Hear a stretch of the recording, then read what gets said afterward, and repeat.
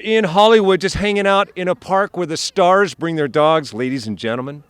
Brad Pitt's dog. How do you feel about Brad Pitt winning the Critics' Choice Award for Best Actor? And do you think your boss is going to go on to win Best Picture? All right, it's not Brad Pitt's dog. The dog's just saying you're lying. This is not Brad Pitt's dog. This is Finley, by the way, and Finley just wants to go play with her buddy. So here, Finley, back to your rightful owner. All right, if Finley could talk, Finley would say, shut up and talk about Best Picture. All right, I'm on it already. You know what's going to race into this but not cross the finish line? Ford versus Ferrari. Sorry, I tried to be clever. That's about as good as I can get. I think the nomination is the win. I love this movie, but I don't think it's going to go on to win the Academy Award. But still, a beautiful movie to watch on a big screen.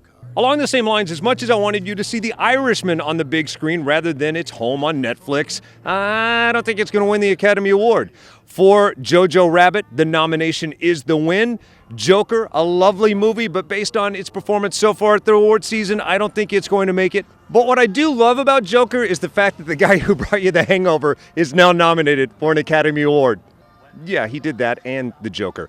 All right, it's no secret I like Greta Gerwig. I like her as a human being. I like her as an artist. And yeah, I consider her a friend, though she won't claim me. Regardless, we sat down where the actual book, Little Women, was written to talk about this movie. How did this all happen? While you're shooting Lady Bird in Sacramento, California, on the wrap, did you guys go, you know what we should do? Let's get together. No, I had written Little Women before I shot Lady Bird. So I had written Little Women. I wanted to direct it, but I hadn't directed anything yet. And then I directed Lady Bird. Then it came out, and then they came back and said, "Do you want to direct Little Women?"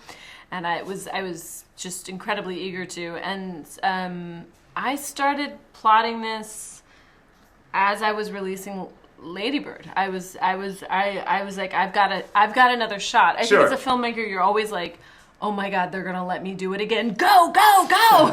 Like, you just can't believe it. It's so exciting, and it was a big risk to make this movie, and people don't make movies like this anymore. And I'm eternally grateful to Sony, and I'm eternally grateful to Amy Pascal, who's my producer, and then these beautiful actors who came to play. It is great work. Whether it wins the award or not, I don't know. She did get Best Adapted Screenplay at the Critics' Choice Awards. In fact, take a look at this. The moment she won, she jumped up and ran over to her husband's table to say, "Look, honey, I won." And then I shouted out, "You did it! You did it!" She says, "I know. Let me go take more pictures." So her husband, Noah Baumbach, if you haven't seen Marriage Story, you need to see it. It is absolutely exquisite. We sat down with him behind the scenes to talk about it. On one hand, the movie is a story of divorce, but it's also a love story. I mean, that's what I set out to do, was I wanted to try to find a new way to tell a love story. And then to intertwine those two, was that easier or harder to do? It actually became easier for me because I think it's almost when something's not working, you sort of notice it in ways that you wouldn't notice it otherwise. Like if a door is locked, you actually look at the door, whereas if it's open, you just walk through. So I felt that in a way you kind of could look at a marriage in a kind of clearer-eyed way in its undoing, in people coming apart.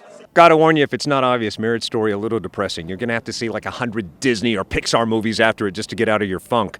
Also, not exactly a happy movie, 1917. Though remarkable, not only my favorite film of the year, probably one of my favorite films of the last decade. Why? Well, the story is pure, it's simple, and the technology behind the making of it is absolutely groundbreaking. You've got to see this movie on a big screen. The stars of the movie until you get to the third act, largely unknown until you get to this guy, Dean Charles Chapman. Yep, the guy from Game of Thrones. We talked at the Critics' Choice Awards about it.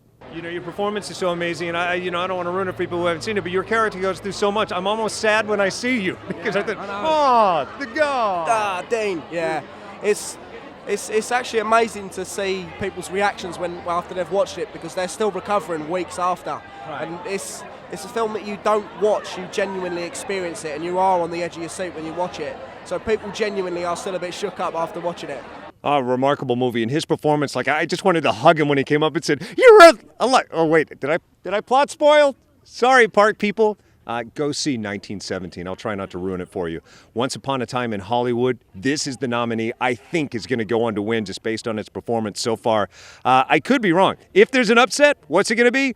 This movie, Parasite. Now, you might be the kind of person who says, I don't go see subtitled movies. go see this movie. You'll quickly forget that you're reading the subtitles. And as much as you think you don't have in common with someone living in South Korea, you're going to find out, indeed you do. And that's why this movie is much more scary. There, not going to say anything else because I don't want to plot spoil a movie you need to go see on the big screen.